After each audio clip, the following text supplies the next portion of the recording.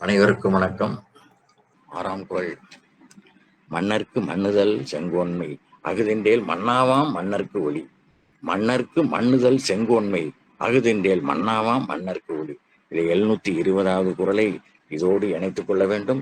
அது அங்கணத்துள் உட்க அமிழ்தற்றால் தம்கணத்தர் அல்லார் முன் போட்டி குறள். இது 720வது குறள். அதை இதோடு இணைத்து படிக்க வேண்டும். நேர்மையாக ஆள்வதே ஆள்பவருக்கு என்றும் அழியாமல் புகழ்தரும், இல்லையே ஆண்ட தடமும் இல்லாமல் ஓடிடும். நிறைய பேர் ஆட்சியாளர்கள் நினைச்சுக்கிட்டு இருக்கிறான் எப்படியோ நம்ம கதை ஓடிக்கிட்டு இருக்கு அப்படின்னு. அது நிகழ்காலத்தில் மட்டும்தான். எதிர்காலத்தில் இவனுடைய ஆட்சி இருண்ட காலம் என்று வரலாறு எழுதப்படும் என்பது அவர்களுக்கு தெரியவில்லை.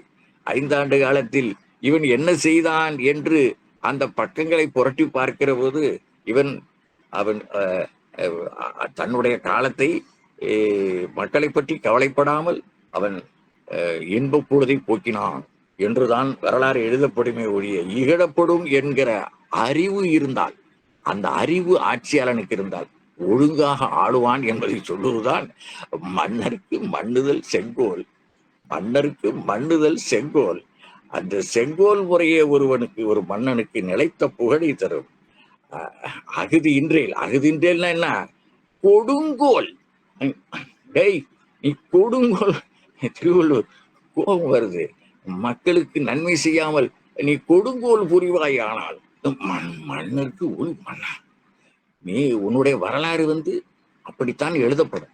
நீ ஒழுங்காக ஆட்சி புரியவில்லை என்பதை. மேலும் மக்களுக்கு நிறைய துன்பம் விளைவித்தாய். எங்கு பார்த்தாலும் கலவரம், எங்கு பார்த்தாலும் வீடுகள் கொளுத்தப்படுகின்றன. யாரை யார் கொலை செய்கிறான் என்றே தெரியவில்லை. ஆட்சி இருக்கிறதா இல்லையா என்று யாருக்கும் தெரியவில்லை. அப்படி ஒரு ஆட்சி இருந்தால் அதைத்தான் கொடுங்கோல் ஆட்சி என்று திருவள்ளுவர் சொல்கிறார். அங்கணத்தில் உட்க அமிழ்தற்றால் தங்கணத்தார் அல்லார்மும் போட்டி குழல். ஆள்பவருக்கு அழியாத நிலை பேராவது அவர் செல்வமோ உற்றார் உறவோ பிறவோ விலங்குகளோ வளங்களோ நிலை பேரானவை அல்ல. இவையெல்லாம் இருந்தால் வாழும்போது வளமையாக இருக்கலாமே ஒழிய நிலை பேராம் வேற்றை தழுவது நடுவு நிலைமையுடன் ஆளுகிற செங்கோல் தான் என்பதை, செங்கோலுடன் ஆட்சி புரிகின்ற நிலையே உனக்கு புகழை தரும், இல்லை என்றால் நீ இகழ்ச்சி அடைவாய் என்பதைத்தான் மன்னருக்கு மன்னுதல் செங்கோன்மை அகுதின்றேல் மன்னாவாம் மன்னருக்கு ஒளி என்கிற குறள் மூலமாக சொல்லுகிறார். தம்மை ஒத்த அறிவு இல்லாதவர் அவையில் நல்லவர் எதையும் சொல்லக்கூடாது. அப்படி சொன்னால் அது சாக்கடையில் கொட்ட அமிழ்தமாக பயனற்று போகும் என்ற கருத்தைத்தான் அதான் அங்கணத்துள் உட்க அமிழ்தற்றால். சாக்கடையில கொட்டின அமிழ்தத்தை போல அவனுக்கு சொன்னாலும் ஏறாது. அவனுடைய விதி அப்படிதான். கொடுங்கோலை நின்று அவனுடைய வரலாறு எழுதப்படும் என்பதைத்தான் மன்னருக்கு மன்னுதல் செங்கோல் அகுதின்றேல் மன்னாமா மன்னருக்கு ஒளி. 557வது குறள். துளியின்மை ஞாலத்திற்கு எற்றற்றே வேந்தன் அழியின்மை வாழும் உயிர்க்கு. துளியின்மை ஞாலத்திற்கு எற்றற்றே வேந்தன் அழியின்மை வாழும் உயிர்க்கு. இதுல 2, 4, 6 குறள்களை இணைத்து படிக்கலாம். 16வது குறள், அப்புறம் 50வது குறள், 390, 392, 1033, 1192 ஆகிய 6 குறள்களையும் படித்தால் இந்த ஒரு குறளுக்கு மட்டுமே 1 மணி நேரம் தேவைப்படும். ஆகையினால் அப்படியே நான் தொட்டு காட்டிட்டு போறேன். துளியின்மை ஞாலத்திற்கு எற்றற்றே வேந்தன் அழியின்மை வாழும் உயிர்க்கு. இதை குறள்லே பொருள் புரிகிற மாதிரி 2வது சீரை முதலில் எடுத்துக் கொள்கிறோம். ஞாலத்திற்கு துளியின்மை எற்றற்றே. ஞாலத்திற்கு துளியின்மை எற்றற்றே. 6வது 7வது சீரை அடுத்து வாழும் உயிர்க்கு வேந்தன் அழியின்மை. வாழும் உயிர்க்கு வேந்தன் அழியின்மை. அப்படியே ஒரு ஒரு ஒரு சுற்று சுழலுது. இதை நினைவு வைத்துக் கொள்ளவே ஒன்று சிரமமாக இருக்கும். ஞாலத்திற்கு துளியின்மை எற்றற்றே. வாழும் உயிர்க்கு வேந்தன் அழியின்மை என்று பார்க்க வேண்டும். வேந்தன் அழியின்மை என்றால் என்ன? ஆள்பவன் செங்கோன்மையற்று கொடுங்கோலனாகும் நிலைமை உடையவனாக இருப்பானே ஆனால். ஆள்பவன் வேந்தன் அழியின்மை என்ற 2 சீர்களுக்கு ஆள்பவன் செங்கோன்மை அற்று கொடுங்கோலனாகிற நிலைமையில் இருப்பானே ஆனால். மக்களிலும் தக்கார் ஆகாரை மாக்கள் என்றும் மாவும் மக்களும் ஐயறிவினவே என்றும் நம்முடைய இலக்கணம் மரபு சொல்லுகிறது. வேந்தற்கு ஒளி தருவனவற்றை, அதாவது புகழ் தருவனவற்றை என்று. கொடை அழி செங்கல் குடியோம்பல், செங்கோல் குடியோம்பல் 4 உடையானாம் வேந்தற்கு ஒளி என்று இறைமாட்சியை படித்தவங்க எப்படி அந்த இணைப்பு வருகிறது பாருங்க. அந்த நரம்பை எங்கே கொண்டாந்து முடிச்சு போடுறார். அங்கே செங்கோல் சொல்லியிருக்கார் இறைமாட்சியிலே, அந்த ஒளியும் சொல்லுகிறார். அவன் அதற்கு புகழ் உடையவனாக விளங்குபவன். கொடை அழி செங்கோல் குடியோம்பல் 4 உடையானாம் வேந்தற்கு ஒளி. அழி ஒளி இறைமாட்சியில் சொல்லப்பட்டது. இப்ப மழை இல்லை என்றால், இப்ப துளியின்மை என்று வருகிறது அல்லவா அந்த குறள்ல. மழை இல்லை என்றால் எப்படி உலகம் வாழாதோ, உலகம் வாழாதுன்னா உலகத்தில் உள்ள உயிர்கள் வாழாது. மழை இல்லை என்றால் எப்படி உலகம் வாழாதோ அதுபோல மன்னவனின் அருள் இல்லை என்றால் மக்கள் வாழ மாட்டார்கள். இதான் அந்த அழியின்மை என்பது. அழியின்மை என்று 5வது சீராக வருகிறதே, அது அருள் இல்லை என்றால். அழி என்றால் அருள். அது முதல் நகரம் போட்டா அலி என்பது மாற்றுப்பாலினத்தவர் என்று பொருளாம். இந்த அழி என்பது இரக்கம் என்ற பொருளே வருது. கருணை, இரக்கம் என்ற பொருளே வருது. மன்னவனின் அருள் இல்லை என்றால் மக்கள் வாழ மாட்டார்கள். சிறப்புழகரம் போட்டா அழித்தல் என்று. அந்த வேறுபாடு மாணவர்களுக்கு தெரிய வேண்டும். மழை இல்லை என்றால் எப்படி உலகம் வாழாதோ அதுபோல மன்னவனுடைய அருள் இல்லை என்றால் அவன் இரக்கத்துடன் அந்த ஆட்சி செய்ய வேண்டும். மக்களுடைய துன்பங்களை தன் துன்பமாக ஏற்று ஆட்சி செய்யக்கூடியவனாக மன்னன் இருக்க வேண்டும். அதான் மன்னன் உயிர்த்தே மலர்தலை உலகம் என்று சொன்னார். இயல்புடி கோலோச்சும் மன்னவன் நாட்ட பெயலும் விளையுளும் தொக்கு என்பதை நம்ம செங்கோன்மை அதிகாரத்துல பார்த்தோம். பெயலும், அதாவது செங்கோன்மை என்பது அந்த இயல்பாக அவன் சிறந்த முறையிலே ஆட்சி செய்ய வேண்டும். அப்படிப்பட்ட அவனுடைய நாட்டில தான் மழையும் பெய்யும், விளைச்சலும் அதிகரிக்கும் என்பதை இந்த குறள் மூலமாக சொல்லுகிறார். இதில் புறநானூற்றிலே ஒரு செய்தி. முறை வேண்டு பொழுதில் பதன் எளியோர் ஈண்டு உரை வேண்டு பொழுதில் பயல் பெற்றோரே என்று புறநானூறு 35வது பாடலிலே வெள்ளைக்குடி நாகனார் கூறுகிறார். அரசியல் பிழைத்தோர்க்கு அறம் கூற்றாகும் என்பது மூவேந்தருக்குமான எச்சரிக்கை. சிலப்பதிகாரத்திலே சொல்லப்படுகிற அரசியல் பிழைத்தோர்க்கு அறம் கூற்றாகும். அரசியல் பிழைத்தோருக்கு மட்டுமன்று,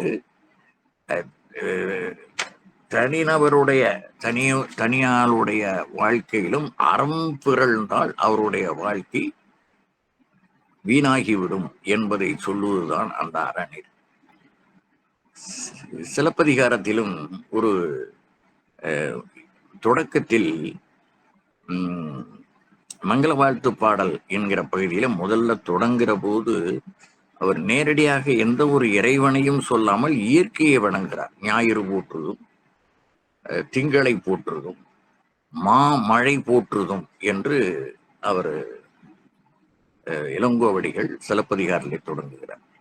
அப்போ ஒரு நாட்டிற்கு மழை எந்த அளவுக்கு இன்றியமையாதது என்பதை நாம நீர் வேலி உலகிற்கு அவன் அழிவோல் மேல் நின்று தான் சுரத்தலான். அது எப்படி அந்த மேகமானது திரண்டு உயிர்கள் அனைத்தையும் வாழ்வதற்கு உதவுகிறதோ அதை போல ஆட்சியாளன் மக்களுக்கு உதவ வேண்டும், உற்றுழி உதவ வேண்டும் என்பதை நம்முடைய தமிழ் இலக்கியங்கள் பறக்க பேசுகின்றன என்பதைத்தான் இந்த குறள் மூலமாக நாம் தெரிந்து கொள்கிறோம். இதனுடைய முடிவு என்ன என்றால், மழை எப்படி இல்லைன்னா உலக உயிர்கள் வாழாதோ, அதுபோல் இரக்கமுடைய அருளுடைய அரசன் இல்லை என்றால் மக்களுடைய வாழ்க்கை சிறப்பாக இருக்காது என்பதை இந்த குறள் சொல்லுகிறது. இதை இந்த 6 குறள்களை இணைத்து சொன்னேன் அல்லவா, அதை எல்லாம் சொன்னால் நீண்ட நேரம் ஆகும் என்பதால் அடுத்த குறளுக்கு செல்வோம். 7வது குறள், துளியின்மை ஞாலத்திற்கு எற்றற்றே, எற்று அற்றே, எற்றற்றே வேந்தன் அழியின்மை வாழும் உயிர்க்கு என்பது 7ஆம் குறள். அடுத்து 8வது குறள், இந்த அதிகாரத்தில் 8ஆம் குறள். இன்மையின் இன்னாது உடைமை முறை செய்யா மன்னவன் கோல் கீழ்ப்படி.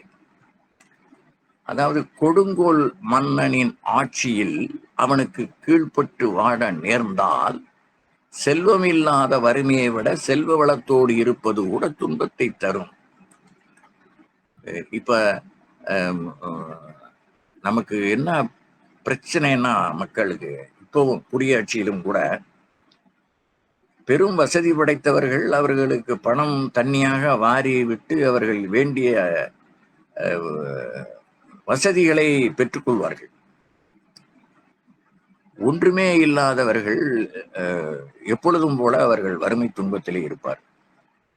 இந்த இடைப்பட்ட வசதி வாய்ப்பினை பெற்றவர்களுக்கு இந்த மாதிரி ஒரு கொடுங்கோல் மன்னன் இருந்தால் அவர்களிடம்தான் புடுங்குவான். இருந்தும் இல்லாதது போல வாழக்கூடிய ஒரு சூழல் பல ஆண்டுகளாகவே தொடர்கிறது, எல்லாருடைய ஆட்சியிலும் தொடர்கிறது. இப்படி ஒரு நிலை இருக்கக்கூடாது என்பதை, வேளாண்மை மட்டும்தான் சிறந்த தொழில் என்பதை ஒரு அந்த முனிவர் பேர் எனக்கு வரல, வரும்போது சொல்றேன், அந்த செய்தியை மட்டும் ஒரு குறிப்பாக சொல்லுகிறேன். சின்மயானந்தா சின்மயானந்தா ஒரு சிறு கதை ஒன்று சொன்னார், இந்த வேளாண்மையினுடைய சிறப்பை. இதை நம்முடைய நல்வழியில ஆற்றங்கரை மரமும் அரசரிய வீட்டிருந்த வாழ்வும் விழுமன்றே விழுமன்றே ஏற்றம் உழுதுண்டு வாழ்வதற்கு ஒப்பில்லை கண்டீர் பழுதுண்டு வேறொரு பணிக்கு என்று ஔவையார் சொல்லியிருக்கார். இதுல என்ன கருத்துனா, ஆற்றங்கரையில இருக்கிற அரச மரம் வேறு ஊனிச்சுன்னா அதை விடாது, ஆனா விழும். அதற்கு விழுவதற்கு ஒரு காலம் உண்டு.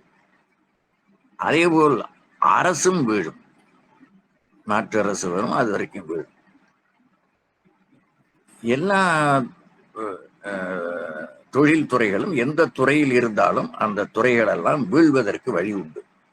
ஆனால் ஒரே ஒரு துறை மட்டும் விழாது, அதுதான் உழவு தொழில் என்று இந்த சொல்லுகிறார். நம்மாலும் நம்மால்னா திருவள்ளுவர், அவரும் உழுதுண்டு வாழ்வாரே வாழ்வார் என்று சொல்லுகிறார். அவருக்கு பின்னால்தான் உலகம் இயங்கும் என்று சொல்லுகிறார். இங்க உழுதுண்டு வாழ்வதற்கு ஒப்பில்லை கண்டீர் என்று ஔவையார் சொல்லுகிறார். மற்ற பணிகளில் எல்லாம் தவறுண்டு, அதை பழுதுண்டு என்கிறார். பழுதுண்டு வேறொரு பணிக்கு, மற்ற பணிகள் எல்லாம் கூட ஏதாவது ஒன்று தவறை கண்டுபிடிக்கலாம், ஆனால் இதை தவறு கண்டுபிடிக்காது. இப்ப சின்மயானந்தா என்ன சொல்றாரு, ஒரு நாள் வறட்சி, நாட்டிலே வறட்சி. அரசன், நீங்க இந்த கதையை எல்லாரும் படிச்சிருப்பீங்க அல்லது கேள்விப்பட்டிருப்பீங்க, இந்த இடத்தில் பொருத்தமானது என்பதனால் அதை சுட்டி காட்டுகிறேன், சுருக்கமாக சொல்லிவிடுகிறேன். அவன் நாடெல்லாம் சுற்றி வருகிறான். ஒரே ஒரு உழவன் மட்டும் ஏறு உழுது கொண்டிருக்கிறான். அவன் தன்னுடைய ஆளை அனுப்பி அவனை மேட்டுக்கு கூப்பிடுறான். அதாவது ஒரு 5-6 வயல்கள் தாண்டி அவனுடைய வயலில் அவன் உழுது கொண்டிருக்கிறான். கூப்பிடும் போது அவன் என்ன என்று கேட்கிறான். அரசர் மேட்டில் இருக்கிறார், நீ வா என்று சொல்லுகிறார். அவரை இங்க வர சொல்லுகிறான். திருவள்ளுவர் எப்படி சொன்னார் பாருங்க, உழுவார் உலகத்தாருக்கு ஆணி என்று. இப்ப அவனுடைய காலம் எப்பொழுதுமே அவனுடைய காலம்தான். இதை நாம் உணராததுனாலதான் இயற்கையை அழித்து பாழ் செய்து கொண்டு இருக்கிறோம். நமக்கு அதுல பங்கு இருக்கு. யாரோ வெற்றான்னு நினைக்க முடியாது. அந்த வெற்றவன் ஏதோ ஒரு வகையில நமக்கு தொடர்புடையவன். அதனாலதான் நாம் செய்கிறோம், அந்த பிழையை நாம் செய்கிறோம் என்று சொல்லுகிறோம். அந்த இயற்கையை அழிக்கிறார்கள். அவன் வர சொல்லுகிறான். ஏன் அரசர் கூப்பிடுறாருயா? வர சொல்லியா? அரசன் வெட்டியால் தானே என்ன மாதிரி உழறான அப்படிங்கிற கருத்துல அவனை வர சொல்லுங்கிறான். அவன் சரின்னு அரசன் போகிறான். ஏன்னா அவனால பலன் இருக்கிறது, அவன் குடும்பத்துக்கும் பலன் இருக்கிறது, நாட்டுக்கும் பலன் இருக்கிறது. அவன் வரப்பிலே நடந்து கொண்டே கேட்கிறான், அவன் உழுது கொண்டே இருக்கிறான். அவன் நிக்கல, அரசன் வந்து நிக்கிறாங்கிறதுக்காக அவன் வேலையை விடல, அவன் கடமையை ஒழுங்காக செய்து கொண்டிருக்கிறான். அவன் அவன் கூடவே வரப்பிலே செல்கிறான். அவன் எப்படியெல்லாம் செல்கிறானோ வரப்பிலே சென்று கொண்டே இருக்கிறான். இனியா நாட்டுல மழையும் இல்லை, ஒண்ணும் இல்லை, எல்லாம் அப்படியே ஒரு சும்மா கிடக்கு, ஒருத்தனுமே செய்யல, நீ மட்டும் உழுது கொண்டிருக்கிறாய் என்று அவனிடம் கேட்கிறான். மழை வருகிற போது வரட்டும், எனக்கு சும்மா இருந்தால் சோம்பேறி ஆகி விடுவேன். அவன் சொல்லுகிற வார்த்தை சும்மா இருந்தால்.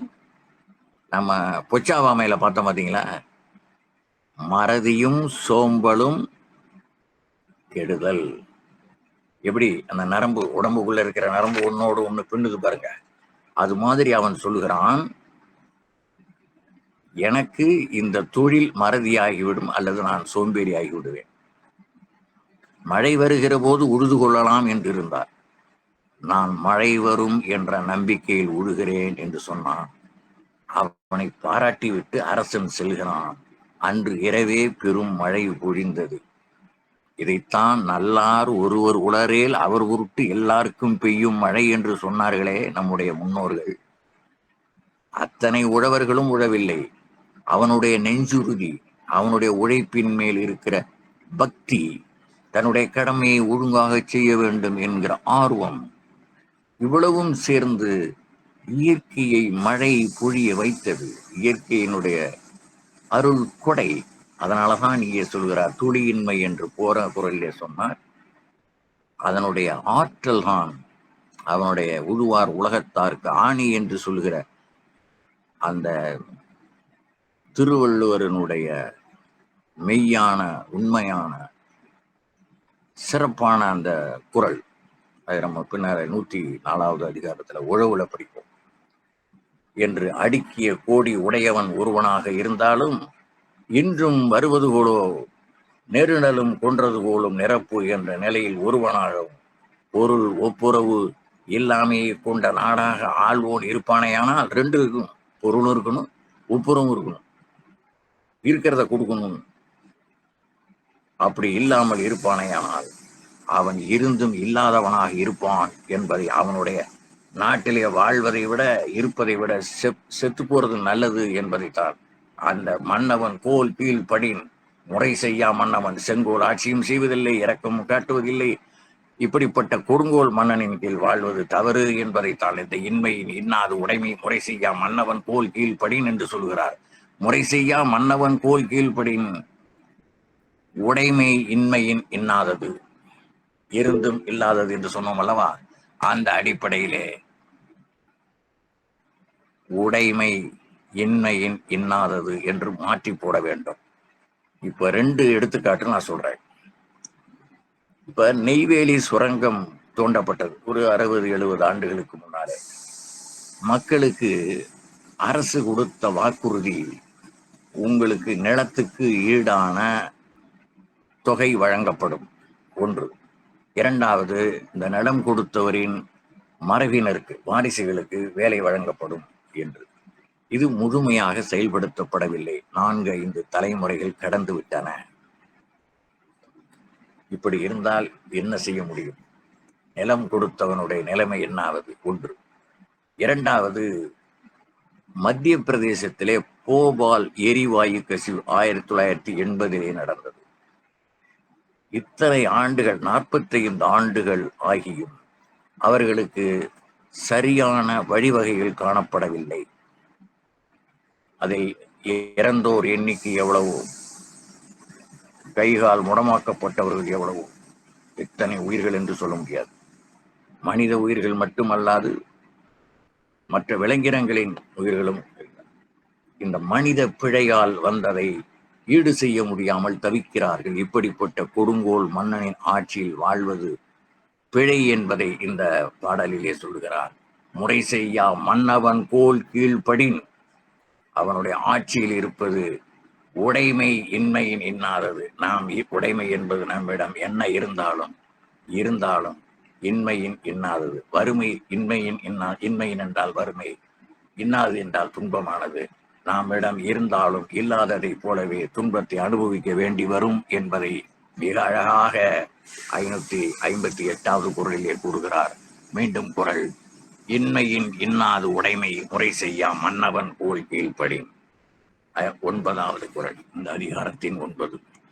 முறைகூடி மன்னவன் செய்யின் உரைகூடி ஒல்லாது வானம் பெயல். முறைகூடி மன்னவன் செய்யின் உரைகூடி ஒல்லாது வானம் பெயல். இதற்கு 55வது குறள், இல்வாழ்க்கை 5வது குறள். இல்வாழ்க்கையில் வாழ்க்கை துணை நலத்தில் 5வது குறள். அடுத்து 55வது அதிகாரத்தில் 545. இந்த 2 குறள்களையும் நான் இணையாக போட வேண்டும். அதாவது இயல்புலி கோலோச்சும் என்று முன்பு கூறினோம் அல்லவா, அந்த குறளையும் 2ஐயும் இணைத்து இதை படிக்க வேண்டிய சூழல்.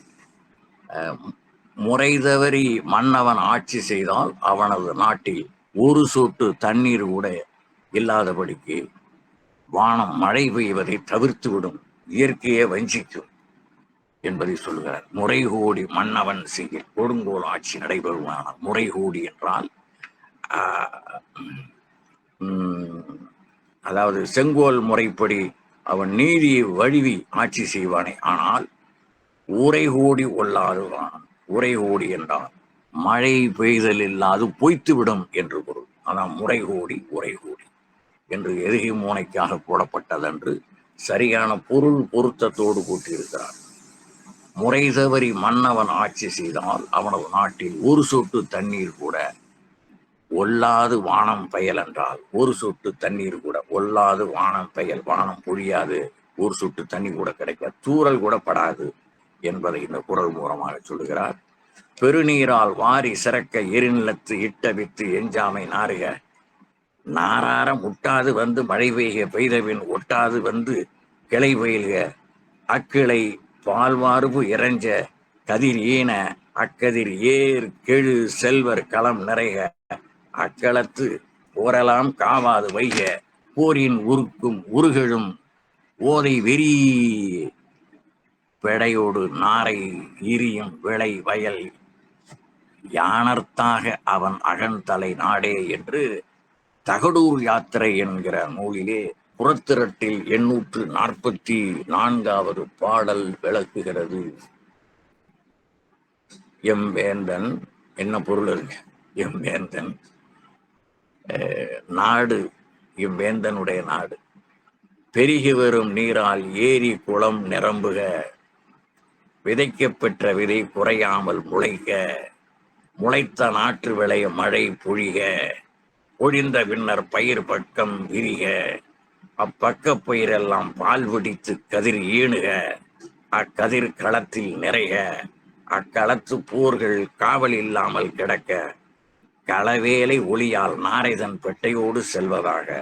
இவ்வாறு வளம் சிறப்பதாக என்று பொருள். இப்ப நாரை பெட்டையோடு செல்கிறது என்றால் அது தன்னுடைய குதூகலத்தோடு செல்கிறது என்று பொருள். தனக்கு தேவையான உணவு கிடைக்கிறது, அப்படிப்பட்ட வளமான நாடாக இருக்கிறது என்பதை இந்த தகடூர் யாத்திரை என்பதிலே புறத்திரட்டாக சொல்லப்படுகிற செய்தி இது. அறம் நனி சிறக்க அல்லது கெடுக. அரசு முறை செய்ய களவில் ஆகுக.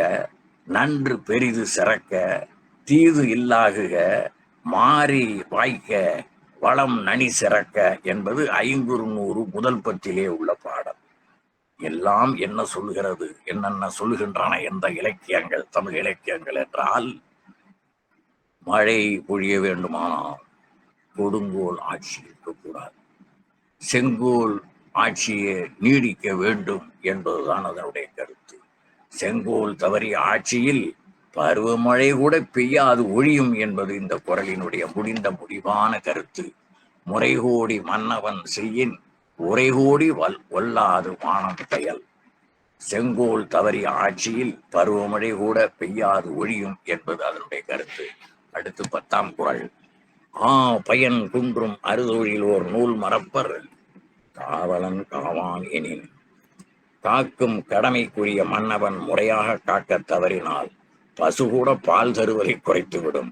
அறுதொழில் செய்யும் அந்தனரும் வேதம் மறப்பர், நூல்கள் கூறியவற்றின்படி நடப்பவர் நடவாது ஒழிவர் என்று உரை சொல்லப்படுகிறது. இதற்கு மாற்று உரைகளும் உண்டு.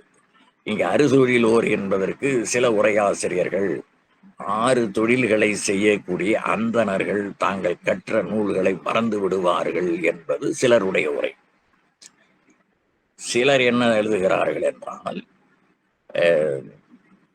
அறுதொழில் என்பது அந்தணருக்கு மட்டுமில்லை, வேறு யாருக்கெல்லாம் இருக்கிறது என்பதை திவாகர நிகண்டில் இருந்து நம்முடைய புலவர் இளங்குமரானார் அவர்கள் மேற்கோள் காட்டியிருக்கிறார். திவாகரம் என்று நிகண்டுகள் நிறைய உண்டு. அதில் இந்த திவாகரம் நிகண்டெல்லாம் மிகவும் பழமையானது. பழங்காலத்திலே புலவர்கள் எல்லாம் நிகண்டு கற்று அதற்கு பிறகுதான் அந்த தமிழ் படிக்க வைப்பார்கள். ஏனென்றால் டிக்ஷனரி என்று பெயர். இப்போ நம்ம டிக்ஷனரியில் தமிழ் டு ஆங்கிலம், ஆங்கிலம் டு தமிழ், அல்லது தமிழ் ஆங்கிலம் தமிழ் என்றெல்லாம் அகராதிகள் இருக்கின்றனவே, அதை போன்று பழங்காலத்திலே நிகண்டு என்று சொல்லப்படுகின்ற ஒன்று இருந்தது. அதை படித்தால்தான் இப்ப படிப்பதற்கு ஆள் வராததால், தனித்தமிழ் படிப்பதற்கு ஆள் கிடைக்காமையினால அந்த நிகண்டு கற்பதை விட்டுவிட்டார்கள். அதனாலதான் புலமை இல்லை. பலருக்கும் புலமை இல்லாமல் போனது காரணம் நிகண்டு கற்காததனாலே தான். அந்த நிகண்டுல என்ன சொல்லுதுன்னா, அதை தேடி பிடிச்சு போட்டிருக்கார். இவர் பழந்தமிழ் அறிஞர் என்பதனால அவர் இதெல்லாம் தேடி பிடிச்சு போட்டிருக்கார்.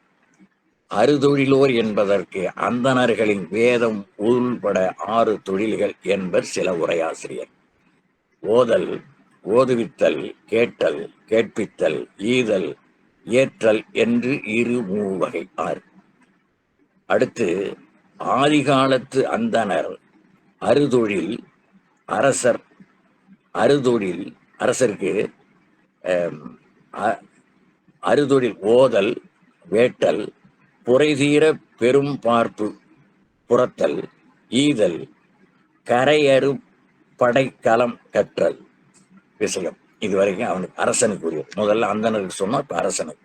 வணிகருக்கு உள்ள 6 தொழில்: ஓதல், வேட்டல், ஈதல், உழவு, பசுக்காவல், வணிகம் என்று 6 சொல்லப்படுகிறது. வேளாளருக்கு வேளாண் தொழில் செய்வது அறுதொழில்: உழவு, பசுக்காவல், தெள்ளிதின் வாணிகம், குயிலுவம், காருகவினை, ஒள்ளிய இருபரப்பாளருக்கு ஏவல் செயல் என்று பலருக்கும் இந்த அறுதொழில்கள் பற்றிய செய்திகளை இந்த குறள் மூலமாக விளக்குகிறார்கள். நூலாவது இயற்றப்பட்ட சட்ட நூலாக கொண்டால், இயற்றப்பட்ட சட்டமே புறந்தள்ளப்பட்டால் ஈட்டலும் காத்தலும் காத்த வகுத்தலும் 3ம் இடுப்புடிந்து விடும் என்று உரையாசிரியர்கள் கூறுகிறார்கள். அதே சட்ட நூலாக கொண்டால், இயற்றலும் ஈட்டலும் என்று வருகிறதே, அந்த இயற்றப்பட்ட சட்டமே புறந்தள்ளப்பட்டால், இதெல்லாம் நடந்து கொண்டிருக்கின்றன. ஜனநாயக நாட்டிலேயும் ஏதோ ஒரு காலத்திலே அவர் தீர்க்கதரிசி போல, அதற்கு முன்னுணர் ஞானி என்று ஒரு தீர்க்கதரிசி என்பது, அப்படி எழுதி வைத்திருக்க செய்திகள் எல்லாம் எல்லோரும் திருக்குறளை கட்டி பிடித்து கொண்டிருப்பதற்கு காரணமே, அந்த காலத்தில் சொல்லப்பட்ட செய்திகள் அனைத்தும் இந்த குடியரசு நாட்டிலேயும் ஜனநாயக நடைமுறையிலேயும் அது நிகழ்ந்து வருவதை கண்கூடாக பார்க்கிறோம். இயற்றப்பட்ட சட்டமே புறந்தள்ளப்பட்டால் என்ன நடக்காது? ஈட்டலும் நடக்காது, காத்தலும் நடக்காது, காத்த வகுத்தலும் நடக்காது, இவையெல்லாம் இடுப்புடிந்து விடும் என்று சொல்லுகிறார்கள். ஆகையினாலே காவலன் காவானின் முறையாக செங்கோன்மையுடன் ஆட்சி செய்யவில்லை என்றால் பயன் குன்றும், பசுக்கள் கூட பால் கறக்காது, அதனுடைய எண்ணிக்கையும் குறைய தொடங்கிவிடும். இவன் வெட்டுவதனால இல்லை, அதற்குள்ளேயே நோய் வந்து பட்டுவிடும். இந்த காமாரி நோய் என்று சொல்வார், பசுக்களுக்கு வந்து விடும். வெக்கை அதிகமாகிற போது எந்த மருத்துவம் அதுக்கு பயன்படாமல் காமாரி நோய் வந்துவிடும். அப்படி இருப்பதனால பயன் குன்றும். அறுதொழிலோர் நூல் மறப்பர். நீங்கள் எதை வைத்துக் கொண்டாலும் சரி, அறுதொழில் என்பதற்கு அறு என்பது ஆறு என்று பொருள். தொழிலோர் நூல் மறப்பர். தான் கற்றதையெல்லாம் மறந்து விடுவார். வயிற்றுக்கு சோறு இல்லை என்றால் புத்தி எப்படி வேலை செய்யும்? அதனால காவலன் ஒழுங்காக ஆட்சி புரியவில்லை என்றால், கருணை இல்லாத ஆட்சியாய் ஆளுவானே ஆனால் அவனுடைய ஆட்சியினாலே மக்களுக்கு பயனில்லை, நாடும் சீரழிந்து விடும் என்பதைத்தான் இந்த 10வது குறளை முடிந்த முடிவாக பயன் குன்றும். என்பது பசு என்று பொருள். பயன் குன்றும், குறைந்துவிடும். அறுதொழிலோர் நூல் மறப்பர். 6 தொழில்களை செய்கின்ற யாராக இருந்தாலும் அவர்கள் கற்ற எல்லாத்துக்குமே இந்த ஓதல் போட்டிருக்காங்க. ஓதல்னா கற்றல் என்று பொருள். நூல் மறப்பர். காவலன் காவானின்.